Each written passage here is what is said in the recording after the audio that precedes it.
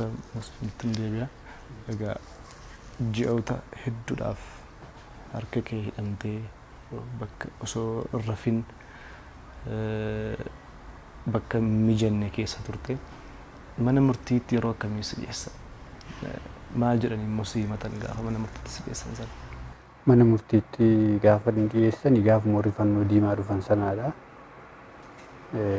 Isa dhiyaanne immoo warri kun warra hoteela Tigraay gubanii gubsiisanidha. Isa booda ragaa maalii irratti argattanii mannaagashaa lafa jedhamutti nu dhiyeessan. Ragaatti barbaaddachaa jira yeroo sana gaa. Nuunis nu gaafannaan nuunoo yakkichumayyuu as geenye dhageenya waan beeknu iyyuu hin qabnuudhumaan cuufne jechuudha. Isa booda gaa guyyaa muraasa booda reebichis waan hunduus hammaachaa dhufe jechuudha. Ituma ittuu gaama Maayikalaawii yeroo seentu dullaa isaa qofa miti. Mannumti isaayyuu mana dullaadha. Dullaadhuma mannichumtuu reebichuma jechuu dandeessa jechuudha. Lafi isaas keessi isaas wanta boqonnaa siin laanneedha. Akkuma sila kaasaa turre egaa yeroon sun yeroo Oromummaan illee akka yakkaatti ilaalamudha. Oromummaa wanti qofi. Isa kana argatan immoo gaama akka taappeellaatti waan nutti maxxansaniif reebichi isaa kana dheesitti muunuu nama rakkisa. Ammatuun akkas jedhee namni dhuguma kana dabarsee namni namaan jedha. Isa kanaafuu gaa rakkoon isaa bal'aadha jechuudha. Tole amma mana murtiitti isin dhiyeessanii yeroo hedduu fannoon diimaa yeroo dhufu nama dhossu. Warri fannoo diimaa immoo akkatti waan sirra ga'e himattu barbaadu akkasitti himattaa. Sanaan booddee immoo erga warri fannoo deemaniin booda haalli jiru nammaata jedhama namoota achii ba'an irraa gaafa odeeffadhu. Akkam ture edda fannoo diimaan dhufe booda mana murtiitti erga isin dhiyeessaniin booda haalli ture maal fakkaata? Inni maaliif isaan itti rakkoo kee himatteedhaan hammaata yeroo baay'ee achi keessatti gaha. Ati fannoo diimaatti iccitii kana himuu jechuun akka waan soba isaanii atalatti baafteetti waan ilaalaniifiti miidhaan isaas itti baay'ata.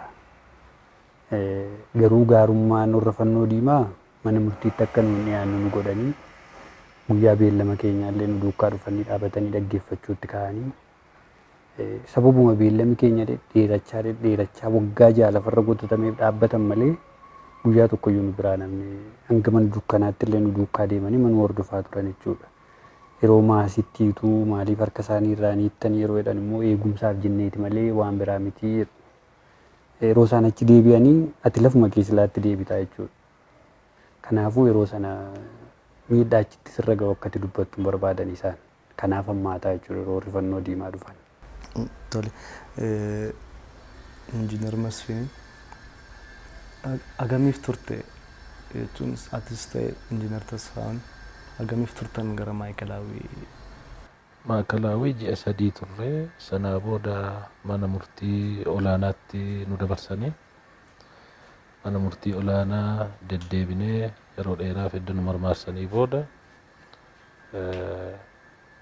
Qaallitti egaa mana Maayikalaawii irraa mana murtii olaanaatti waan nu dabarsanii kallattiin gara Qaallittiitti nu geessanii Qaallittii irraa gara mana murtii olaanaatti deddeebi'aa turre jechuudha. Umarratti anarratti murtii du'aa dabarsanii Tasfaa'uun irratti murtii umurii guutuu dabarsanii gaafa sanaa kaasee mana dukkanaatti nu dabarsanii immoo Qaallittiitti jechuudha. Isa dura hidhamaa abbaa fe'e waliin hidhamneet dabarsine amma mana murtii xumurrutti.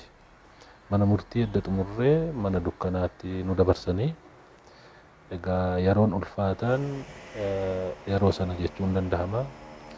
Waggaa 3 guutuu atoo mana keessaa hin baane Qaallittiitti mana keessaa atoo hin baane qilleensa atoon argatiin aduu atoon argiin maatiin haala nu gaafachuu hin dandeenyeen kitaaba dubbisuu haala hin dandeenyeen haala kana keessatti waggaa 3 guutuu mana keessa teenyee dabarsine jechuudha.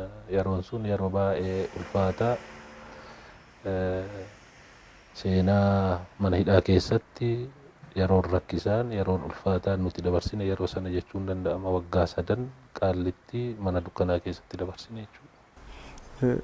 Waggaa 3 kana mana murtiin edda isinitti murtaa'e booda murtiin isinitti murtaa'uudhaaf yeroo ammamii isin deddeebisan hagamitti isinitti murteessan amma ji'a waggaa tokko ol mana dhuunfaa turtanii achi ji'oota 3f gara maayikilaa dhuftanii dafee murtaa'u waan akkasii hagam isin deddeebisan. Kan keenya dafee murtaa'eera jechuun danda'ama akka biraa kan warra kaanii wal bira qabdee yoo ilaalte jechuudha gara waggaa lamaa nu deddeebisanii ammasitti gaa hidhamaa makaa waliin hidhamaa turre murtiin sun murtoofnaan kallattiin mana dukkanaatti nu dabarsan jechuu kallattiitti. Yaadadhaa murtii du'aa waan irratti murteessan namni kun sirraa jennee waan hin amanneef kana booda sirraa jennee waan hin amanneef murtii du'aa irratti dabarsinee jedhanii dubbatanii egaa kanumatu nu waliin deemaa jechuu gara mana hidhaa Qaallittiitti. Namni kun sirraa waan hin dandeenyeef mana dukkanaatti darbatamuu qaba jechuudha. Egaa yeroo rakkisaa yeroo haalaan rakkisaa kan dabarsine mana dukkanaa keessatti waggaa 3 dabarsine jechuun danda'ama. Inni amma waan sirraa hin dandeenyeef jechuun isaanii maalirraan ka'eeti yeroo si qoratan waan si gaafatan yookaan waan sirraa barbaadan jira sanaaf atitti jabaatteet moo maalirraan kaanee akkas jechuu danda'an? Dhugaadha sunis ni jira waan barbaadan argachuu hin dandeenye. Hojiin nuti hojjenne hojii bal'aa ture. Odeessi isaan argatan garuu baay'ee xiqqaa ture.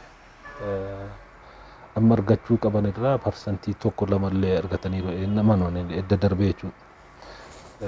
Kompiitara keenya illee argatanii sirriitti itti gargaaramuu hin dandeenye yeroo sanatti. Egaa sana waliin wal qabatee namoonni nuti hojjechiisaa turre edda nuti sadarkaa sana geenye illee edda nuti mana murtiitti deddeebi'aa turre illee edda nuti murtaa'ee waggaa hedduu Qaallittii turre illee hojiima keessa turanii jechuudha. Hojii keessatti dammaqinaan qooda fudhachaa turanii sun caalaatti isaan aarsaa ture. Egaa sana walitti ida'anii namni kun sirraa'uu hin danda'u. Ejjennoo jedhu waan fudhatan natti fakkaata egaa akkasittiin ilaalan. Guyyaa gaafa murtiin du'aa asirratti darbu miira akkamiitu sitti dhaga'ame haala yeroo sanaa akkamitti yaadatta? Anaan baay'ee nan jeeqne dhugaa dubbachuuf kolfaan turanii yeroo sana maaliifi adeemsa mana murtii sanaa ni beekna. Ragaa sobaatii kan isaan ijaaranii nurratti baasaa turanii ragaa qabatamaa manni murtii argatee nutti murteessinee amantaanetti tokko lammaffaa immoo hojii hojjenne sanatti dhibbaan amanaa jechuudha. Biyya kana keessatti walqixxummaan uumamuu akka qabu biyyi kun biyya guddaadha. Dimokiraasiin biyya kanaaf akka barbaachisaa ta'e keessi koo guutummaa guutuutti waan itti amanuuf asoo gaafa sana ajjeesanii illee homaa natti hin fakkaatu. Kanaaf murtiin sun homaa nan jeeqne yeroo sanatti. Masfiinoo amma harka hidhanii haala duratti nutti himtanii yeroo hedduu mana dukkanaatti gara Qaallittiitti si buusanis akkas ture. Maal deddeebiin mana murtii maal fakkaata ture ergasii? Murtii hin jiru? Deddeebiin mana murtii inni yeroo sanaaf inni yeroo masiin faalli gargari. Yeroo kan keenya beellamarra dhiyaattee waggaattis beellamu jechuudha. Maaliifi ammuma ragaa sobaa sana qindeessanitti yeroo dheeraatti fudhate inni kan keenya. Minimaam waggaa 6 itti murtii fudhanne nuti yeroo sanaa jechuudha. Kanaaf gaa manni murtii qajeelfamuu fudhatee hojjeta waan ta'eef seeraa fi heera irratti hundaa'een hojjetu jechuudha. Kanaaf rakkoon sun kan inni hanga sana dheerateef. Eddasiin booda maal isinitti murteessan? Eddasiin booda gaa ragaanis yoo dhibeeyyuu meeshaan qabame kun akka waan isin akka sana raawwattaniitti argisiisa waan ta'eef hundumti keessaniyyuu umurii guutuu isinitti murteessineerraa jedhanii nunoo gammachuumaan gadi buune iyyuudha. Maaliif isa guddaa innee turre namni yakka kanaa hojjete silaa isaan utuu dhuguma gochuu keenya beeku ta'e umurii nutti murteessan. namni nama tokko ajjeese iyyuu du'umatti murtaa ragaan irratti jiraannan. Nun immoo umurii nuun jedhanii jennaan gammadaa magalle maaliifi Oromummaa keenyatti akkas nu godhe malee waan biraan hin jiru. Oromummaa keenyaan immoo miidhamnee kun warra bu'aan argamaa jiru kun iyyuu isuma kana ga'e finyooma yeroo sanaa harkisee fidee asiin ga'e waan ta'eef miidhama keenya yeroo sanaa iyyuu irraanfachaa irramma nuti jechuudha. Nama meeqa taate yeroo sana ol faana himata tokko jala ka jirtan? Yeroo sana gara nama 7 turre nus immoo isaa nu biraa du'e reebichuma yeroo sanaatiin miidhaa guddaan irra ga'ee ituma dhukkubsatu gaa isas marfeedhumaan du'ee jedhani gaa manni dukkanaan jira waan ta'eef information dhagaa yeroo sana achi namni 2 immoo bilisa ba'an nu biraa mucaa Mangistuu hordofaa jedhamu immoo umurii irraa waggaa 10tti Xaqilaayin deebisee fi Mitukkuu Tasfaa immoo numa biraa waamanii dhiifamaan baasanii anaaf Chareef Daani'eltu hafe jechuudha gaa. Waggaa meeqa teesse ati mana dukkanaa keessa? Waggaa 12 taa'een walumaa galatti. Mana dukkanaa Karchallees, mana dukkanaa Qaallittiis, Zuwaayii illee namni jechuudha yeroo Baqqalee Garbaafaa dhufan sana ituun achi jiru dhufan isaaf ol baanaanu. Isa Zuwaayii keessa. Mana dukkanaa keessatti daddabarsaa turre jechuudha. 2008 kaaneeti kan nuti maatii jiru nagaan dhaabannee haasa'utti kaaneesuma dheengaddaa kana jechuudha. Waggaa 2 kanaan asitti kan hiriyaa wajjin wal arguutti kaanee maatii wajjinillee nagaan dhaabannee wal dubbifnu malee isa duroo daqiiqaa 5 daqiiqaa 10 fayyuudha kan isaan nu dubbisiisanii waanuma isaan nu fidan nu fudhannee ol deebuu kanuma malee waan biraa. Amma Qaallitti deemtee Qaallitti waggaa meeqa kan turte? Qaallitti hanga 2004tti Qaallitti ma keessa turre manuma ishee taankerii amman siin jedhu keessa 2004 immoo gara Qiliintootti na geessan. Achi immoo ji'a 3 akkuman tureen Zuwaayitti na fuudhanii sokkanii gaa. Achi immoo achuma manuma dukkanaa sanatti hin galee achis gara waggaa 1 fi ji'a 4 taa'ee gidduutti na dhukkube. Xinnoo mataa kanarras na dha'anii waan tureef dhibee akka gaggabdoo wayii natti ta'ee dhiibbaan dhiigaas na qabdee achumatti garaachillee kiroonikii natti ta'ee baay'een dhukkubsadhee isa booda rifeeriyaas na ergan gara Qaallittiitti. Isa iyyuu fuunee yaalchifnuudhanii immoo na deebisanii ammas achi as immoo yaala akkasii asitti yaaluu waan hin dandeenyeef achumatti hidhanii na deebisanii ituman jedhu gaa hospitaalattu na erguu dinnaan achumatti hakiimota malaa dhufanii nama yaalan biratti yaalamuutti ka'e jechuudha. Yeroo mana dukkanaa waggaa amma kana hidhamtu sirraa hiikameetii kaateenaan immoo waggaa kana hundumaa kaateenaan harka keetti ture. Kaateenaan hanga waggaa 12 siin jedhu kana keessatti waggaa 9 guutuu nurraa iyyuu ni qaba. Tasuma iyyuu na yaadadha guyyaa tokko gaa mana dukkanaa kana keessatti yeroo baay'ee sakattaatu baay'ata. Sansalati kun sitti diilallaa sirraffisullee yeroo akka itti hidhamtee teessu qulfii sanaanii isumarraan kan ka'ullee yeroo maatii bira dhaabadhu na baree tarki kun akkasuma deennaa badha jechuudha. Ammayyuu irraanfannee jedhanii faan kan gaafachuutti ga'an jechuudha. Isarraan kan ka'e egaa waggaa 9 guutuu isumaan hidhamnee taa'aa turre.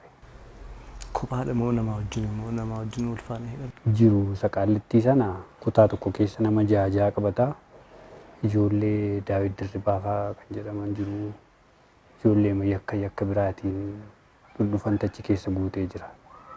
Namni keenya iyyuu nu bira dhufee iyyuu tuman jedhu namni keenya iyyuu dhufu ture yeroo sana ijoollee sanaa wajjin ture jechuudha. Tole gara aswiinittiin deebi'a. Egaa murtiin du'aa isinitti murtaa'e.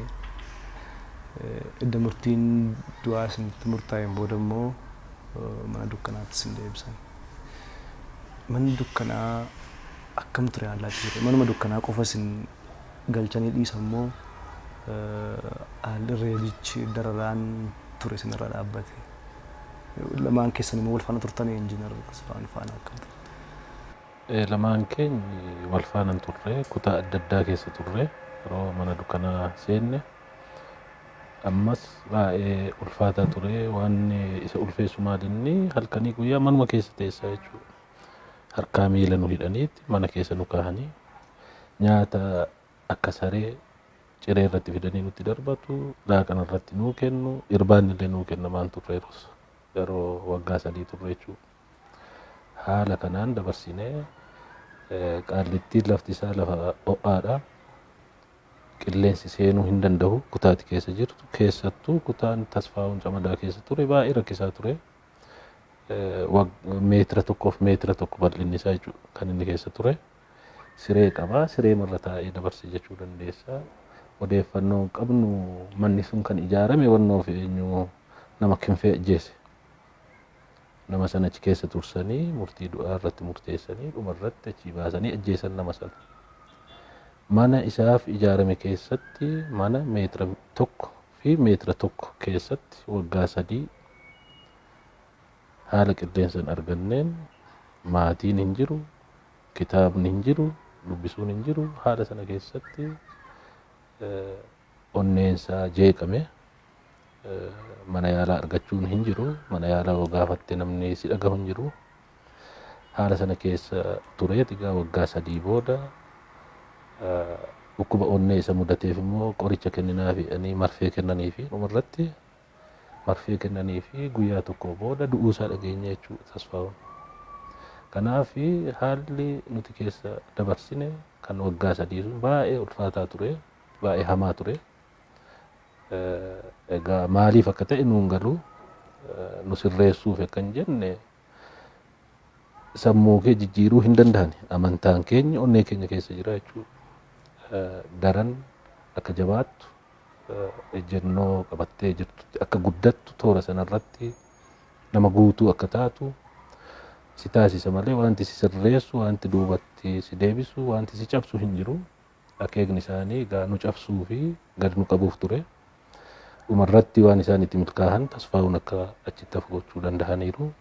Egaa haalli jireenya waggaa 3 baay'ee ulfaataaf kana fakkaata ture gabaabaatti. Tole mee gara Tasfaa'uunitti deebi'aati. Dhukkubuma amma yeroo hedduu waan lama reebichi akka jirutti jira. Reebanii ajjeesanii waan jedhamutu jira. Mana meetira tokkoon bal'attu keessa taa'uunis inni du'a biraadha. Ammamirra ture dhukkubi onnee sun isaanis qoricha kennaniif immoo du'uunsaa sun atis gaafa dhageessu miira akkamiisti dhaga'ame? Yeroo dheeraaf rakkachaa ture. Keessumaa waggaa 1 fi ji'a 3 mana sana keessa ture. Fayyaansaa akka jeeqame naa barreessaa ture. Poolisoonni nu gidduu deeman turanii karaa sanaa quunnamtii ni qabna turre. Darbinee walii barreessine jechuudha haala keessa turre. Iddoo waggaa 1 fi ji'a 3 mana sana keessa ture. Haalli isaa, haalli fayyaasaa baay'ee akka jeeqame. Mana yaalaa illee argachuuf irra deddeebi'ee gaafatee akka fudhatama dhabe. Iyyata illee barreeffatee akka harkatti didane kana naaf barreessaa ture jechuudha. Dhugaa dubbachuu fi Tasfaa'uun nama hunduma keenya caalaatti nama hidhamtoota siyaasaa achi jiran caalaatti nama milchina qabu, nama baay'ee dubbisee biyya kanaaf illee nama yaadu, nama guddaa yaadu.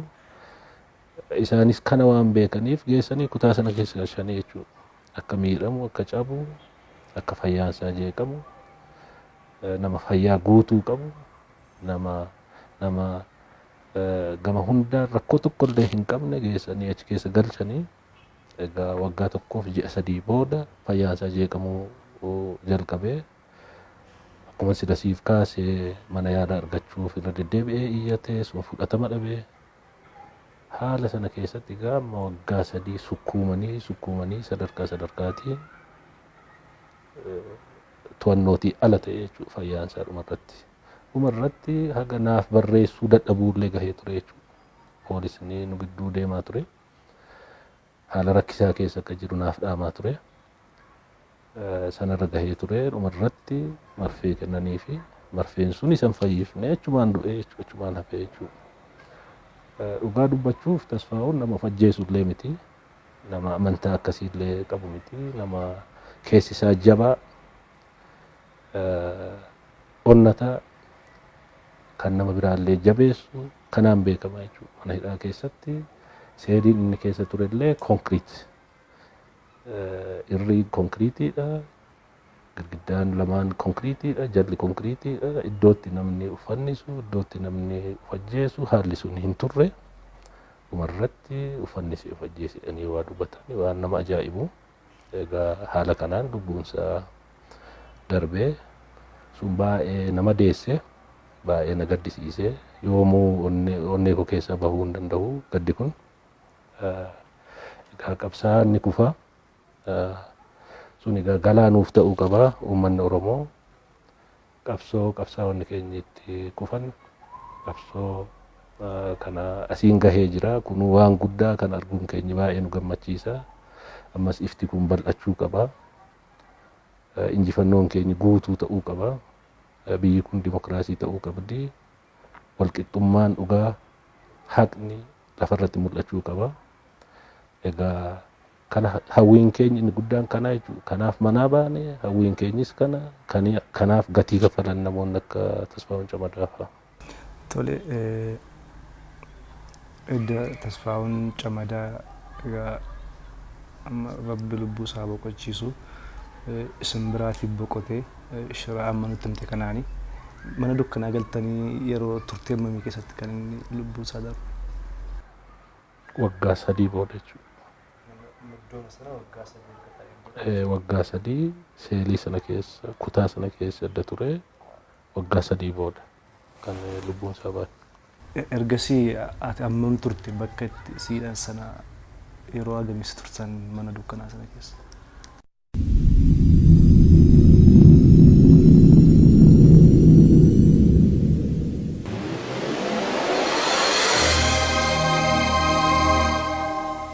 Eddasii egaa yeroo dheeraan illee achuman ture garuu carraan uumame maal inni hidhamtoonni warri gumruukii natti dabalamanii jechuudha. Guyyaa isaan natti dabalamanii manni narraa baname.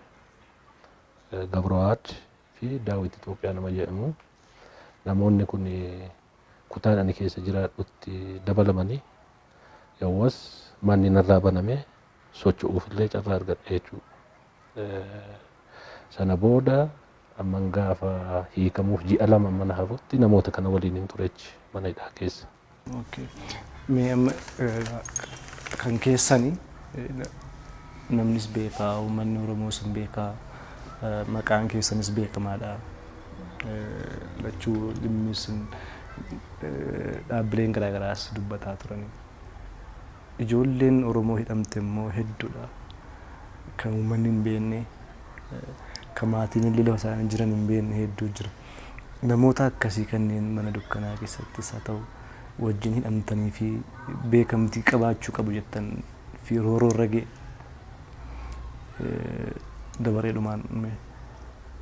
Egaa amma ijoolleen baay'een isaanii faffaca'aniiru illee dhamma. Fakkeenyaaf Kadir Zinaabuu muuziqaasaa. Kadir Zinaabuu ijoollee dararaan mana hidhaa keessatti irra ga'e keessaa isa tokko jechuudha. Maayikalaawitiis kaasee. Namni kun murtiin isaallee du'aaf umurii ture jechuudha. Du'as umuriis qaba jechuudha. Har'a Kadirii danan jiraatin malee iddoo biraarra jiraachuu danda'a yookiin karuma iddoo biraarra maatii isaa bira dhaqees ta'uu danda'a. Booda adreessa isaallee argachuu dandeessan rakkinaan qabu. Mucaan kun baay'ee nama Oromummaa isaa jaallatu, nama gootaa. Dhiyoo kanallee ijoolleen isaa wajjin qabaman Muusaa kan jedhamullee jira. Rasaa isaan dhaamanii warra qabamanii dhufanidha jechuudha baay'ee isaanii. Isaan kana keessaa Kadirillee wajjin mana dukkanaa sana keessa yeroo dheeraa tureera jechuudha. Kanaaf Kadirillee irraanfatamuu nama hin qabnedha. Baay'een isaanii warra akka dudu'an illee baay'ee jiru amma warra akka Alamaayyuu Garbaafaallee ituma nagaa siree isaarra taa'uu rasaasa manatti ol lukaasanii lafa manni sireen irra taa'utti nama miila hin qabne pooliyoo miila isaa argiteettati beektaa dhaanii siree irratti illee ajjeesa jechuudha. Warra akkas akkasii illee seenaan kaasuu qaba jechuudha. Warra akka ijoollee hedduudha. Ijoollee barattoota yuunivarsiitii illee yeroo sana keessaa namni du'e illee jira jechuudha. Alamaayyoo Garbaa duukaa.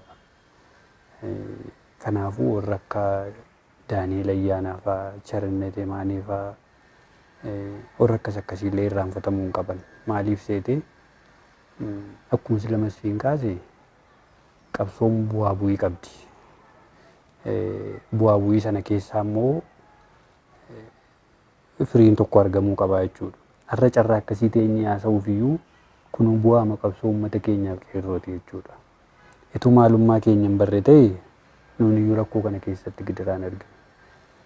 Diinni immoo akkati maalummaa kee bartee saba kee gargaartu, saba kee bukkee dhaabattu, waa'ee mirga keetii gaafattu hin barbaadan. Innumti mana hidhaa keessatti nurratti ta'ullee isa dubbannuuf mana hidhaa maaltu gashee waan akkasii qorannoo fixannee dhumnee manni murtii nutti murteessee as nu kaa'eeraa isin nu eeguu nu sirreessuu malee haarii sachii nutti ba'uun maaliif barbaachisen yeroo gaafannutti illee ittumaayyuu mana tokko mana qofaatti illee yeroo isaan nu gashan jira jechuudha. Ati immoo nama waan taateef yeroo hundumaa afaan kee hidhattee hin teessu yoo mirgi guutuun hin jiru iyyuu ta'e amma jirtutti immoo dubbachuun dirqamu.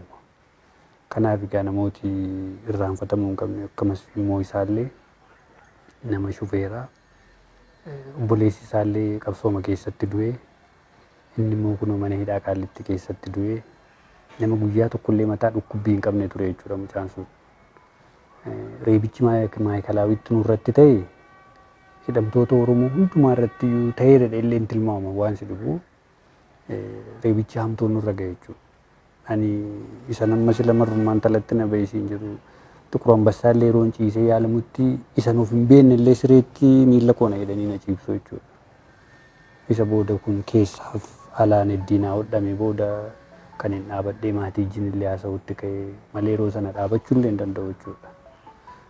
Kanaaf egaa rakkoo hedduutu nu quunnamee jira. Ijoolleen irraanfatamuu hin qabne illee warrumaan sila sii kaaseedha jechuudha.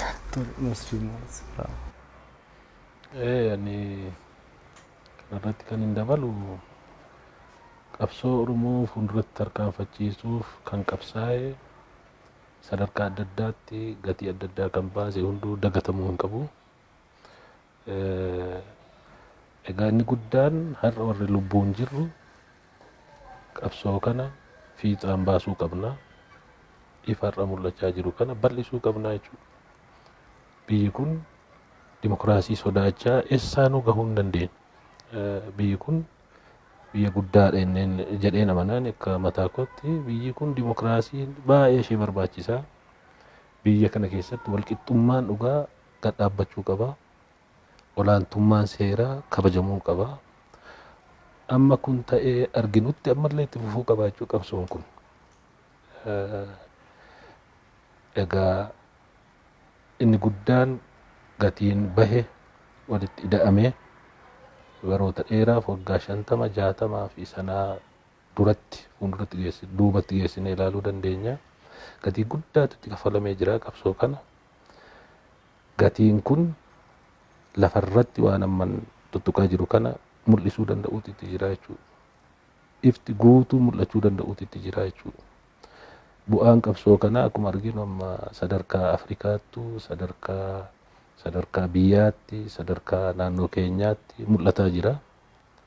Kun duubatti deebi'uun ittiin jiraatu guddachuu qaba, bal'achuu qaba, mul'achuu qaba. Yoo kun ta'e wareegamni namoonni keenya kaffalan wareegama qabsaa'onni keenya kaffalan akkanaan hin hafne jechuudha. Ani akkasitti hubadha. Kanaaf namni qabsoo kanaaf gumaache hunduu yaadatamuu qaba. Egaa isin turtii mana adabaatti dabarsitan hedduu mana dukkanaatti kan dabarsitan wal beektuu achitti akkamittiin wal baruu dandeessan carraa waliin hidhamuu argattanii turtan moo? Garuu Masfiin fa'aa dhufanii ani maqaan hin dhagaa lalisee abaarii isaanii kan isaanii wajjin hidhamteetu jirti. Ammallee biyya keessa hin jirtu. Laliseen hin hidhamte Lalisee Wadaajoo. Laliseen hin hidhamte yeroo jedhanii eenyu fa'aa wajjin jedhee yeroon ijoollee yaafadhu Masfiin Abbabee fa'aa nama hidhamu wajjin hidhamtee naan jedhan. yeroo isaan dhufan manuma dukkanaa sana jira. Akka carraa xabaqaan dhufee na waamnaan lafa xabaqaatti isaaniin argee dubbisee badaayyuu olis hin beeknu gaa. Isa booda asumatti hin deebi'ee isaan gara zoonii tokkotti deebi'an egaa. Carraa akkas waliijjiinidhamoo yeroo sanaan arganne dhiyooma kana 2008 achii bahee dhufee waliijjiiniin zoonii tokkotti turreerraa jechuudha ji'a muraasa. Haalli mana adabaa hariiroon hidhamtoota siyaasaa Oromoo hariiroo isaan waliin qaban keessattuu namni hedduun qabsooma gurguddaa geggeessuu qabame hedduutti immoo murtii gurguddaatu kenname. Maal fakkaata haalli abdiin haalli wal jajjabeessuu achi ture? Egaa yeroo adda addaatti hariiroo adda addaatu jira ibsuu nan danda'a. Irra jireessa garuu qabsaa'onni Oromoo waliif yaaduu guddaatu jira mana hidhaa keessatti jechuudha. Wal gargaaruu, waliif yaaduu, odeessa walii hiruu waan diidatti ta'u, hawwiin eeguu sadarkaa itti aanutti akka cehu qabsoon Oromoo hawwiin eeguu yoo danda'ame immoo achuma keessa ta'aniyyuu waan gumaachuu qaban gumaachuutu ture. Walumaa gala hariiroo gaarii, hariiroo jaallummaa, hariiroo obbolummaa, hariiroo wal gargaaruutu jira jedhee ibsuu nan danda'a hariiroonni mana hidhaa keessaa. Dhugaa dubbachuudhaaf irra jireessa ijoolleen Oromoo hidhamtee mana keessattuu Qaalitti turani. Alattillee daandiittiin sabboonummaa babal'isan waan akka odaa hojjechuu, callee mormaa hojjechuu, Oromiyaa guutummaa haga walga'iitti hojjetu. Sabboonummaan ciminni eenyummaaf yakkamuu sun waan namatti tolu. Namni hedduun namni mana adabaatii yeroo bahus waan sanatti hin gaabbu waan itti gammadu. Sun immoo waan uummata biraas kabaja isaaniinis isiniinis argachiisudha. Egaa turtii mana hidhaa turtanii murtii gurguddaa sun irratti murtaa'ee umurii guutuu jechuun achuma jiraachuudha. Balaanis irratti gaggeeffamaa tures reebichis akkuma duutaniif malee akka fayyitaniif hin fakkaatu. Waggoota 3-4 immoo qabsoon Oromoos bifa haaraadhaan dargaggoota Oromootiin dhohe. Mee yeroo sana abdii ni baana waan jedhu waan yaaddan qabdu jechuun ni baana yeroo akkasiitti yeroo gabaabaa keessatti tasuma waan baatan isinitti fakkaate ture? Ani dhuguma haasofne akkaataa isaan achi keessatti na ilaalan irraa kan ka'e ani tasumayyuu amma mootummaan kun jirutti nan baadhee yaadeen beeku. Akka tasaa ta'e egaa kunoo qabsoon uummata Oromoo fi qabsoon qeerroos guddachaa yeroo dhufu keessa keenyatti abdiinuu dhufaa dhufe. Namni keenyas gara tokkotti deemuusaa miidiyaa marraallee OBN irraallee waan tokko hordofuutti gaafa kaanu keessi keenya abdiin eeggachuutti ka'e jechuudha waan garaa kutanne sana. Isayyuu amma baana enneen egaa tarii ammaa kiroodhaan bahuu dandeenya waggaa 20 booda seeruu eegaa turre malee dhuguma seeraan akka kanatti qabsoon qeerroo morma qabee nu baasisa dhee yaadeen beeku jechuudha. Har'a immoo kunoo carraan kun argamee Waaqayyo nu gargaaree ifatti baaneerraa.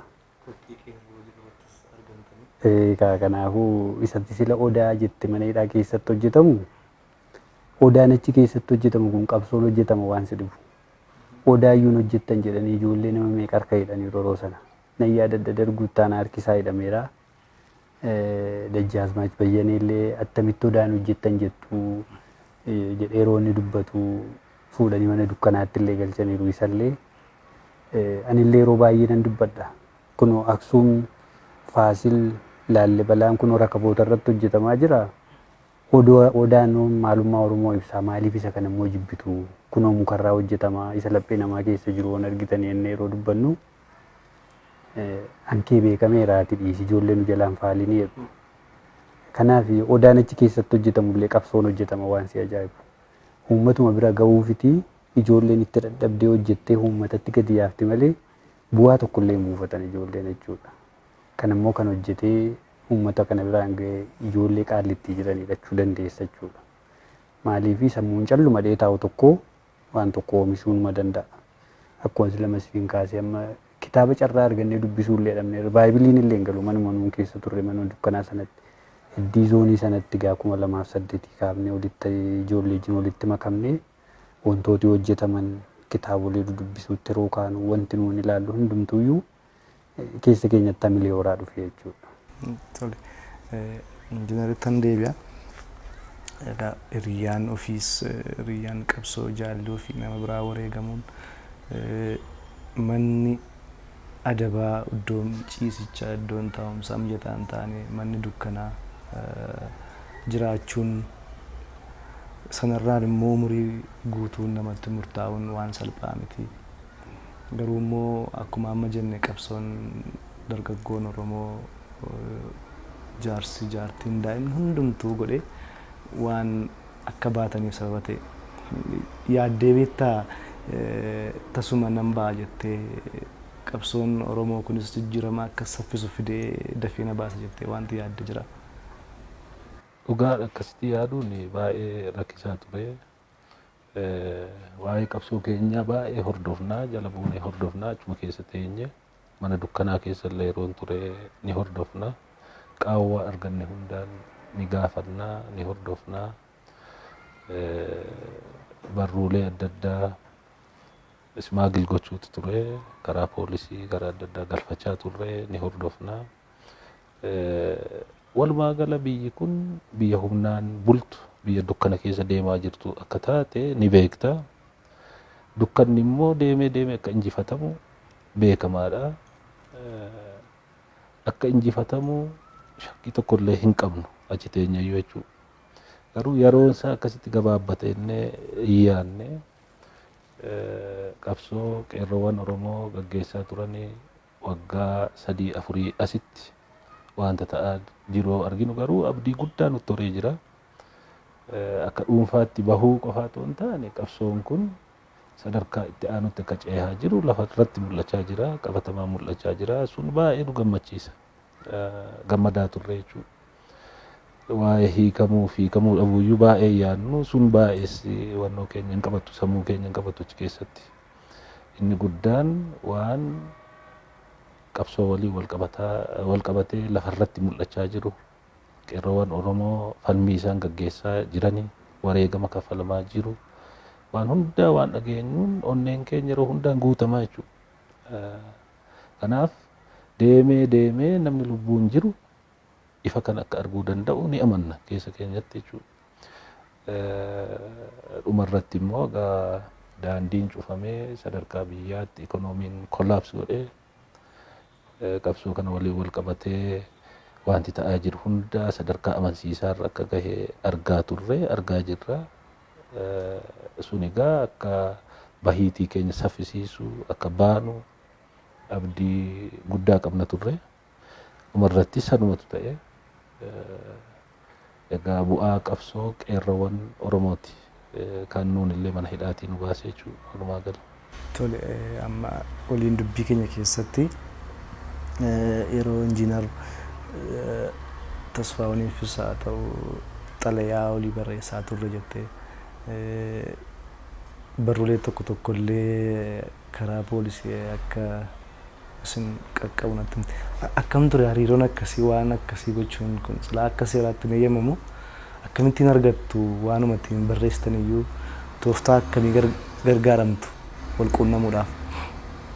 Dhugaadha baay'ee ulfaataa ture waan akkasii garuu poolisoonni bifa lamaan nu gargaaru. Yeroo adda addaa darbee poolisoota Oromoo nu biratti ramadu. Isaan keessaa namoota murannoo qaban kaayyoo keenyatti namoota amanantu jiru isaan nu gargaaru ifatti nu gargaaru rakkoon tokko hin jiru nama akkasii argachuun baay'ee ulfaataadha. Darbee garuu ni argama. Inni biraa warri kaan maallaqaan hojjetan maallaqa kenninaa fi waan barbaanne nuuf fidanii jechuudha. Nama isaaniitti nama isaan amananitti nama isaan amananii naannoo keenyatti ramadamanitti gargaaramne amalaan qabne tooftaan qabne itti gargaaramaa turre waan barbaannu dookumentii barbaannu odeeffannoo barbaannu nu galchaa turanii bifa kanaan gargaaramaa turre jechuudha. Egaa xinnoo ishee kan keenya adda kan godhu maallaqiin garuu nu bira immoo ji'atti birrii 25tu nu gala ture. Birrii 25 sanayyuu maatii hirkaa fudhatta. Namoota nu eegantu baay'ee hamoo turan keenya immoo yeroon isaas egaa akkuma sila kaafne yeroo dukkanaatiin nu sun. Sababa kanaan kan ka'u waraqaa miti, iskiriiptoos miti, shaayiif bunayyuu argannee nu turre. Kanaaf yeroon isaa baay'ee yeroo rakkisaadha waan ta'eef. Qarshiisni fayyadamu kan immoo maal ittiin gootu achi tajaajila maal ittiin argachuu? Silaa saamunaa ittiin bitatanii saamunicha lafa ittiin bitannu immoo hin qabnu jechuudha. Yoo maatiin fide immoo saamunaan hin galuu jedhu. Isuma kanarraan kan ka'u gaa isheema 25 sana immoo walitti qabne gaafa poolisii gaarii nuuf waa laannee fi saamunaa qaamaallee akka maatiin nu galchuufaa goonaa jechuudha. Isa fuunu isaanumaaf laanna malee nuun kiisii keenya keessa iyyuu hin kaa'annu jechuudha. Kanumaan binnee yoonaan keenya lubbuu keenya jechuu dandeessa. Saamunaas isiniin eeyyamamu taanaan haalli qulqullinaa, haalli huccuu miicachuu, haalli qaama dhiqachuu hin danda'amu jechuudha. Moo huccuumtu sun iyyuu immoo eeyyamamaa uffachuudhaaf, jijjiirrachuudhaaf, miicachuudhaaf. Egaa inni ji'atti saamunaan huccuu sii kennamu huccuutti miicattu. Manni nuun keessa turre iyyuu gaa lafatti huccuu miicanuu hin qabu.